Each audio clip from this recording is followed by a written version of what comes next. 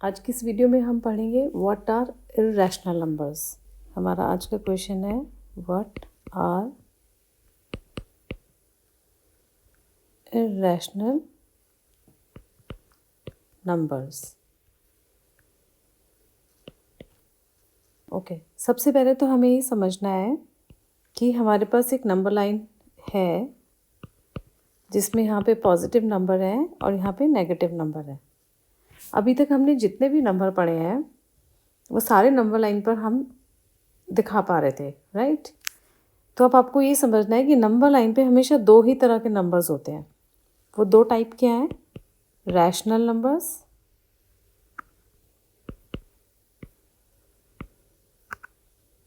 And irrational numbers. इसका मतलब ये हुआ कि जो रैशनल है वो इरेशनल नहीं हो सकता एंड जो इरेशनल है वो रैशनल नहीं हो सकता, या ऐसे भी कह सकते हैं जो रैशनल नहीं है वो इरेशनल होगा। यानी कि ये दोनों एक दूसरे से बिल्कुल अलग है, ठीक है। इनमें कुछ भी कॉमन नहीं है। अब देखते हैं कि जो नंबर्स अब तक हम बढ़ते आ रहे थे उसमें से रैशनल कौन कौन से थे। नेचुरल नंबर्स सारे रैशनल थे, होल नंबर्स भी रैशनल थे, इंटीजर्स भी रैशनल थे। आपको वो डायग्राम याद है ना जो मैंने आपको करवाया था ऐसे पिछली वीडियोस में। इसके अंदर ये नेचुरल नंबर है, ये होल नंबर है, ये इंटीजर्स है और ये वाला जो बाहर वाला था ये रैशनल नंबर है। तो रैशनल नंबर में ये सारे आ गए ऑलरेडी।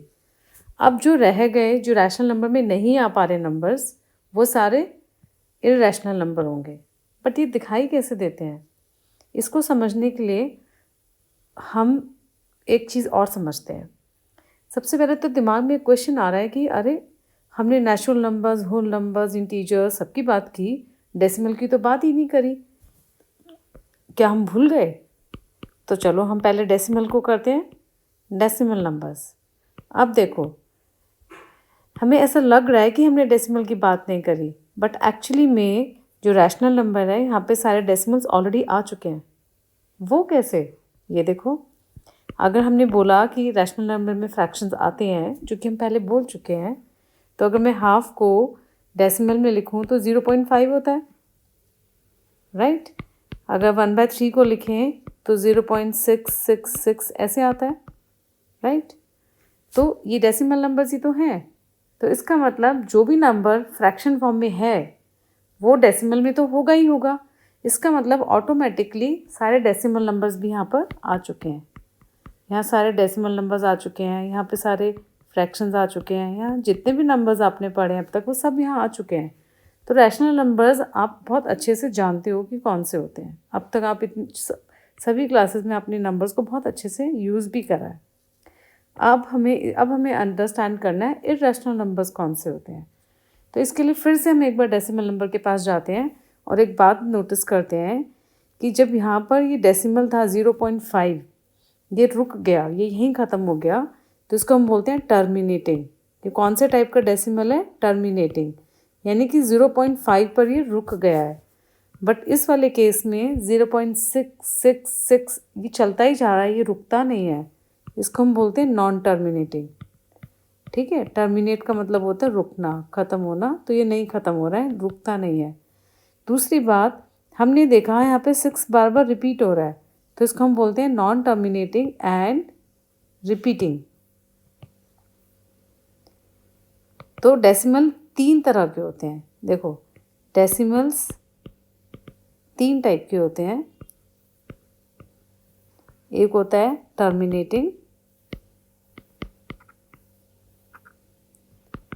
एक होता है नॉन टर्मिनेटिंग यानी कि रुकेगा ही नहीं, एंड डेसिमल के बाद वो रिपीट होने लगेगा, एंड रिपीटिंग, ठीक है। इन दोनों के एग्जाम्पल लिख लेते हैं। जैसे टर्मिनेटिंग में हमने लिखा था 0.5 या फिर 0.75 या 0.1 कुछ भी, और यहाँ पर 0.666 ये चलता जा रहा है, या 0.123 123 123। यहाँ पे जो रिपीट हो रहा है वो क्या रिपीट हो रहा है? 123। ये देखो, यहाँ पे क्या रिपीट हो रहा था? 6। तो जो रिपीट होने वाला जो पार्ट है, जो ब्लॉक है, वो कितना भी बड़ा हो सकता है। ऐसे भी हो सकता था 0.9184 9184 9184 एंड सो ऑन। तो इसकी कोई लेंथ कितनी भी हो सकती है, उससे हमें कोई लेना देना नहीं है। हमें किस बात को लेना देना है कि नॉन टर्मिनेटिंग होना चाहिए, यानी कि रुके नहीं, एंड रिपीटिंग होना चाहिए, यानी कि बार बार ऐसे रिपीट हो रहा है।